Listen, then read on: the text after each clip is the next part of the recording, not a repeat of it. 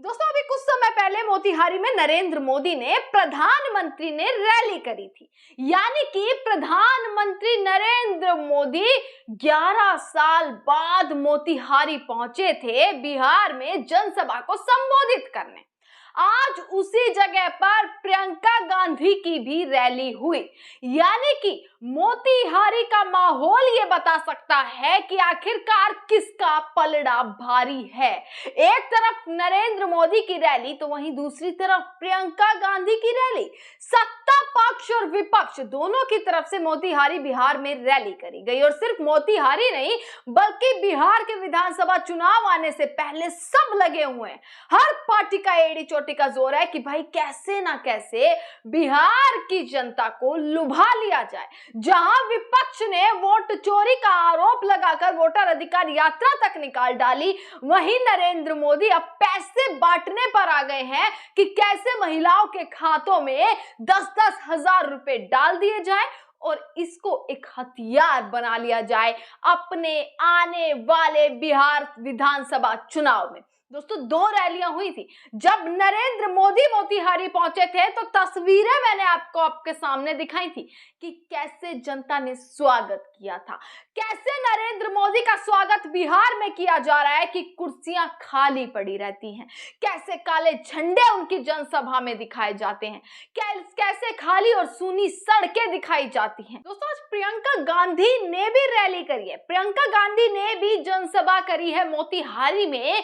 बस फर्क ये है कि प्रियंका गांधी की रैली, प्रियंका गांधी की जनसभा हिट होती हुई नजर आई। या यूं कहूं कि उनका स्वागत इस तरीके से किया गया कि एक प्रधानमंत्री नरेंद्र मोदी का भी स्वागत वैसा नहीं हुआ। प्रधानमंत्री नरेंद्र मोदी का बिहार में स्वागत प्रियंका गांधी के स्वागत के सामने एकदम फीका पड़ता हुआ दोस्तों नजर आया। जहां एक तरफ प्रधानमंत्री ने आज वर्चुअली मीटिंग में कैसे जो है वो बिहार की महिलाओं को 10-10 हजार रुपए उनके खाते में डाल दिए हैं, वादे कर दिए हैं, उसी को लेकर प्रियंका गांधी ने सीधा पलटवार आज किया है। प्रियंका गांधी ने सीधी सीधी चुनौती, सीधी चेतावनी नरेंद्र मोदी को दे दी है कि 10,000 रुपए की याद आपको कब आई? आपको इतने सालों बाद, 20 साल बाद आपको याद आई है कि महिलाएं भी हैं बिहार में, 10,000 रुपए खाते में डालने हैं। ये जो चुनावी हथियार और चुनावी हथकंडा आपने बना लिया है खातों में पैसे डालने का, इसको पूरा एक्सपोज करती हुई आज नजर आई प्रियंका गांधी, जिन्होंने आज जनसभा करी मोतिहारी में ही, वहीं जहां नरेंद्र मोदी गए थे। पर नरेंद्र मोदी की रैलियों में काले झंडे और कुर्सियां दिखी थी और प्रियंका गांधी की रैली में पूरा भरा और एकदम चकाचक जो है पूरी स्वागत हुआ। लोग वहां पर मौजूद थे, महिलाएं ज्यादातर प्रियंका गांधी को देखने के लिए उमड़ी हुई थी।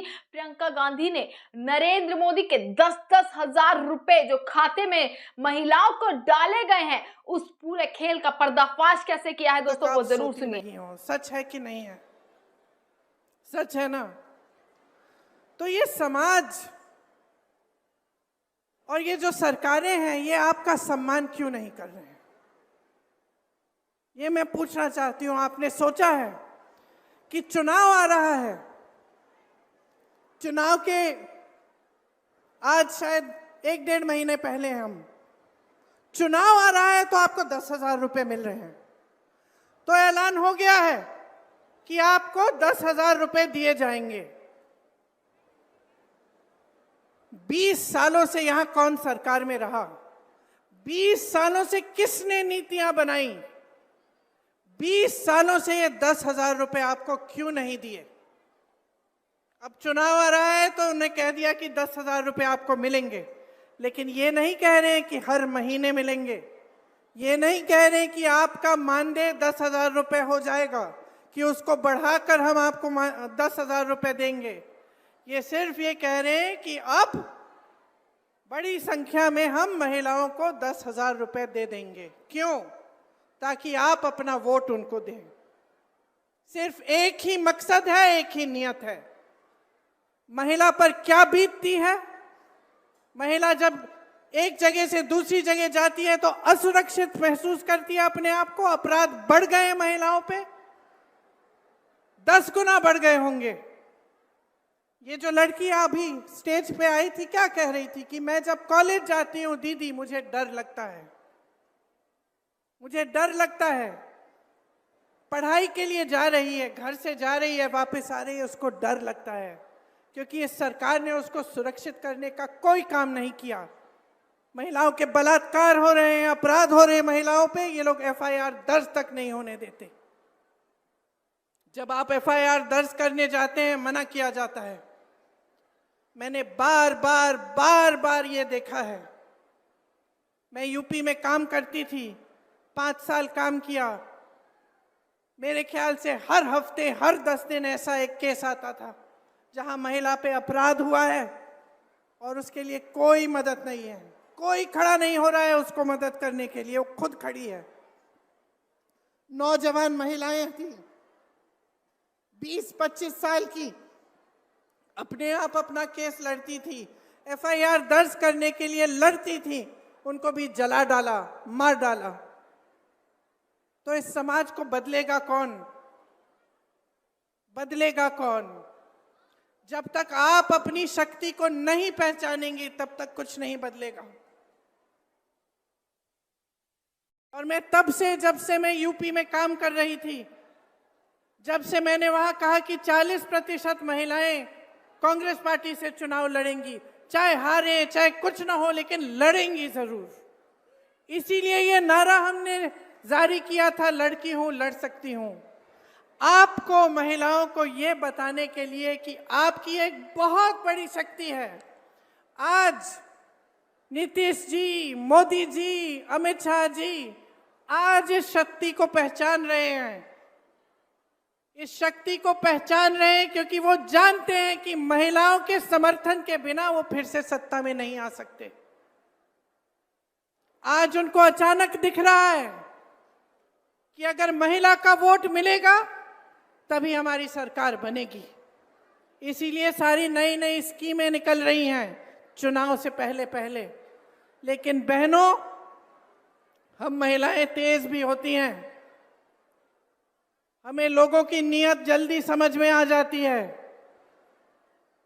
अगर हम अपनी बेटी के लिए कोई लड़का देखने जा रहे हैं, सबसे पहले हम उसकी नीयत देखते हैं क्या है, समझ जाते हैं कि किसकी नीयत में खोट है। तो जब आपको सिर्फ चुनाव के पहले स्कीम दी जा रही है, सिर्फ चुनाव के पहले पैसे दिए जा रहे हैं, आपको समझना चाहिए कि नीयत में खोट है। लेकिन आपकी जो इतनी बड़ी शक्ति है वो आप खुद नहीं पहचान पा रही हैं। अगर आप एकजुट हो जाएंगी, इस देश की आधी आबादी है, देखते हैं कौन रोक सकता है आपको।